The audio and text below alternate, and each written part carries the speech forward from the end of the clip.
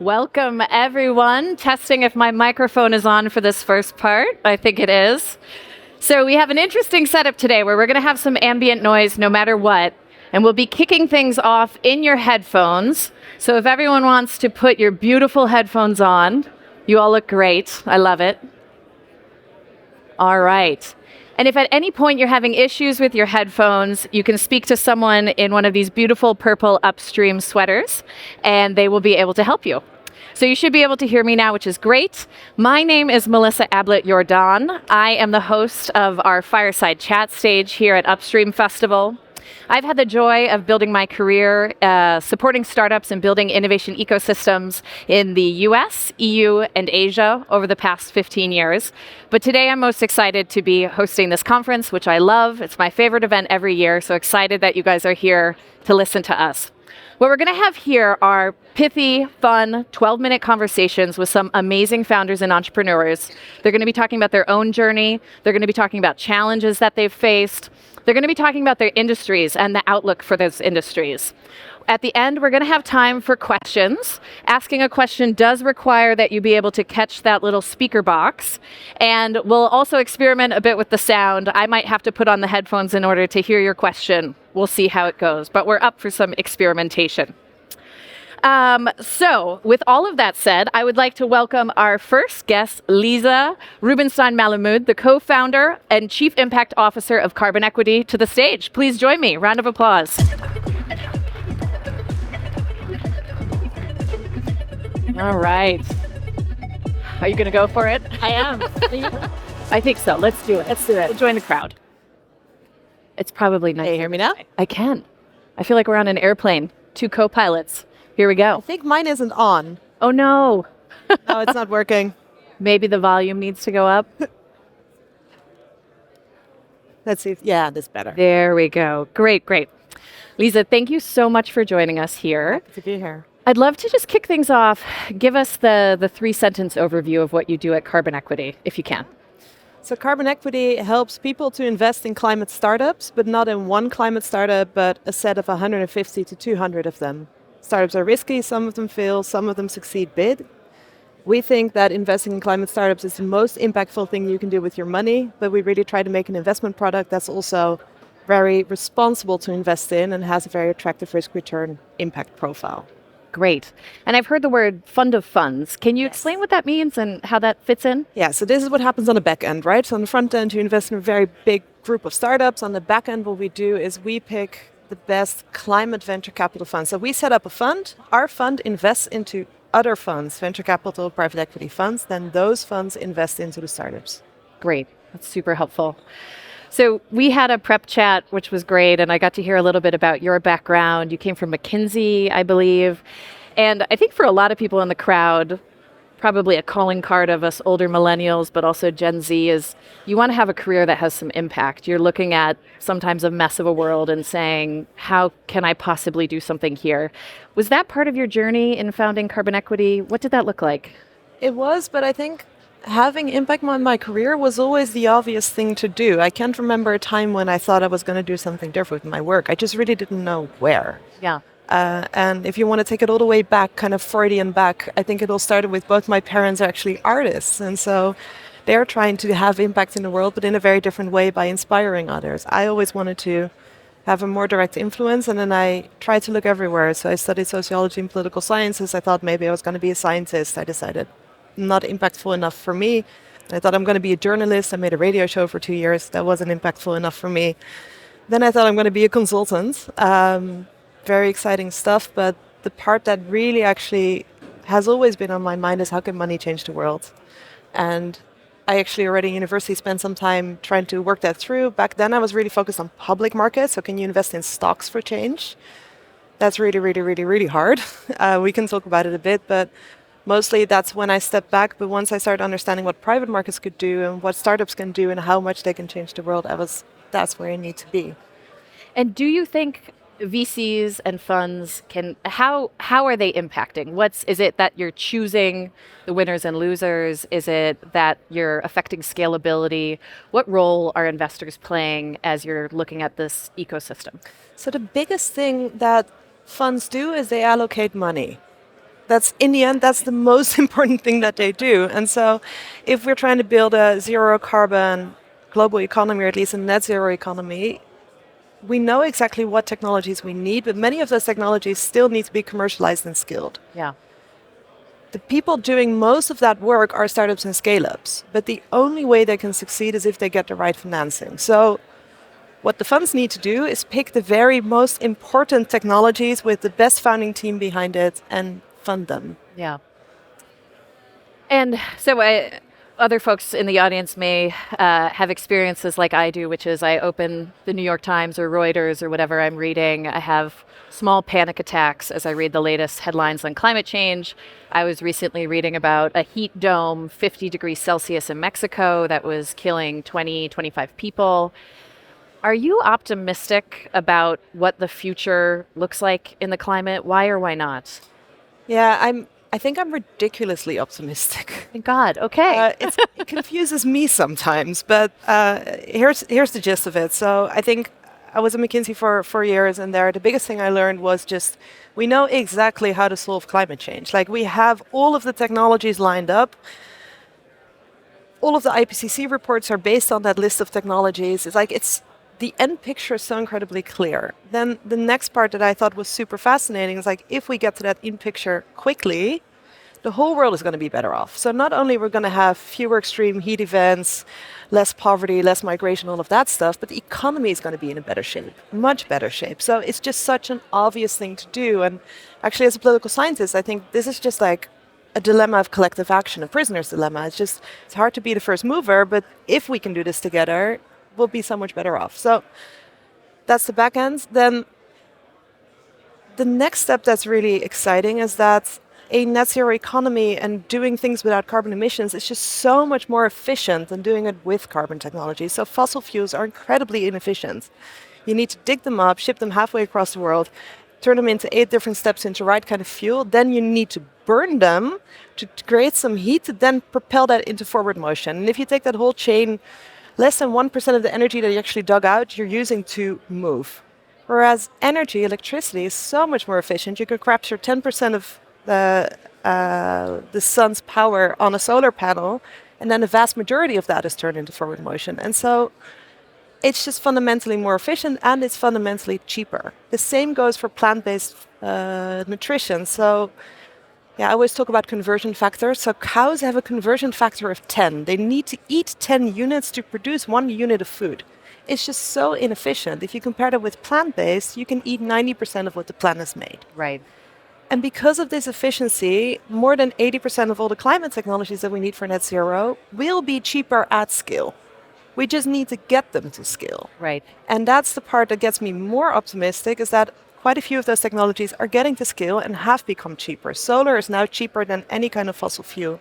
Same goes for wind. Electric vehicles are really, really close. Batteries are really, really close. They're showing exponential adoption curves, mostly because they're getting to that parity point. Yeah. And many others will follow. And then the final part, and this is where I'll end my rant, but it's government is really stepping up to a degree that I never thought was possible. So when I studied political sciences, there was just consensus. It was a race to the bottom. Countries compete with each other, and because of that, they'll never put in ambitious policies because it will detract from their short-term economic growth. And now the US with the IRA, they're putting in $1 trillion to climate technology. Europe is following with the EU Green Deal, $1 trillion for climate technology. The support is unprecedented, and because of that, we see further acceleration. Yeah, well, that's wonderful, comforting, hopeful. I think as well, I was reading an article about how there's no media right now that's set in the future. There's no movie that's set in the future that shows us a positive future. It's all dystopian.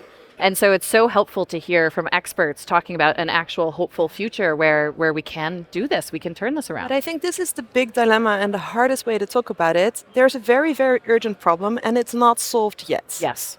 And we can solve it, and then the future will be better. So you don't only want to talk doom and gloom, because that just makes people like really passive, like, I don't know what to do anymore because we're going to crap. Right. But you can't also only tell the story that the future is going to be better, because we need to do stuff to get there. Right. Yeah, that's great. And a quick plug, so you mentioned plant-based and units of food. We're talking to Krijn de Noord after this, who's the CEO of Meatable, and I remember the stat that, obviously raising a pig also takes a very long type of time horizon, and to grow a pork chop is something that can be done in between, I think, 30 and 60 days. And so also those technologies coming to market is really, really exciting as you're thinking about reducing that waste. You talk a bit about the convergence of, politics to me are oftentimes driven by money. They're oftentimes driven by corporate interests, especially in the US. That's something that we see. And so for so long, that's been driving the conversation around climate change. But what do you see in terms of how are climate tech investments performing? You're mentioning it's getting more cost effective, it's getting more exciting. So is there also, just from a sheer economic drive, like this makes sense, more sense now than fossil fuels? Yeah, so there's a few data points. So looking over the last 10 years, Cambridge Associates is the biggest kind of climate data or VC database that we have. Their data points are really the best that we have, but over the last 10 years, average return of climate investments have been 20% gross. So that means you still need to detract the fees from the fund managers, but you end up somewhere between 12 to 15%. That's a really attractive return. Yeah. It's at least on par, maybe it's a little bit higher than what general VC has done, so within the high-risk asset class. A lot of people probably, if they have some climate stocks on the stock market, have a very different idea of how climate is performing. That's down, but that's really because of interest rates, and it's a very different problem. Yeah. So there's a convergence of economical factors and technological factors that should be ideally giving us a positive lift. Yeah, so it is happening. So what you're seeing also right now is with the higher interest rate, it's really brought VC into a crunch. It's a very difficult place right now to do VC investing. The climate tech VC has been much more resilient than general VC. So general VC from 21 to 22 and 21 to 23 went down 35% each year. Wow. Climate VC, 21 to 22 flat, 22 to 23 down 12%. Okay. So the place seems to be much more resilient. We do see the growth rounds happening. By now, there's more than 80 climate unicorns. Yeah. So the story is shaping up, but it's still early. Yeah. And I think one of the things we're going to be doing today, if you stick by me at the Fireside stage, is also putting the Netherlands into an EU context, but also a global context. And I was excited to hear you talk about the fact that you've actually been quite pleased with what governments are doing as it relates to climate change. At Carbon Equity, is your outlook the EU? Is it global? Talk to me a bit about what you see in terms of what's happening in the US, what's happening in the EU, what's happening abroad. So we can invest global, but so far it's only been North America and Europe. But between those two, it's been 50-50. So we're really tracking the US as well. Over the last 2 years, what we saw, so 2 years ago, the Inflation Reduction Act, the IRA in the US was announced. The biggest game changer for climate tech probably the world has ever seen. So officially it's 379 billion for climate, but there's no cap to it. So it will probably end north of 1 trillion. Basically what the policy does, it gives subsidies or tax benefits for all different climate technologies. So if you sell one unit, you get some subsidy or tax credit due to which it's much cheaper for the consumer to buy. With that, there's been so many announcements of factories, there's been so many more investments in climate technologies. And then Europe freaked out. So the big hack in the IRA is that you only get the benefits if the thing was produced on US soil. And that's the hack no one could ever have thought of. So we come from a paradigm where globalization was the only direction we were going. We were only going more international. We were only making trade easier.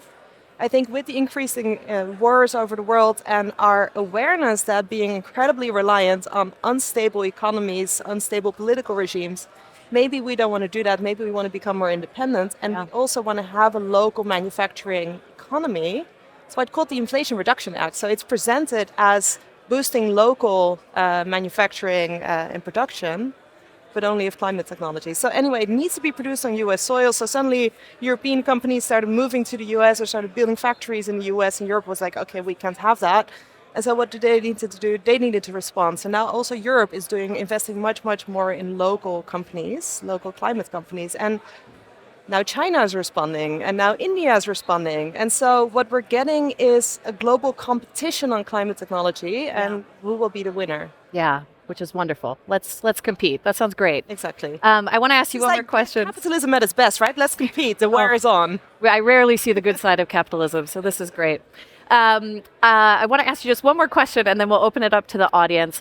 You're super inspiring. It's so cool that you've built this career in what you're doing. What would be some advice you'd give to people maybe starting their careers as they're thinking about how can I have the most impact? Yeah.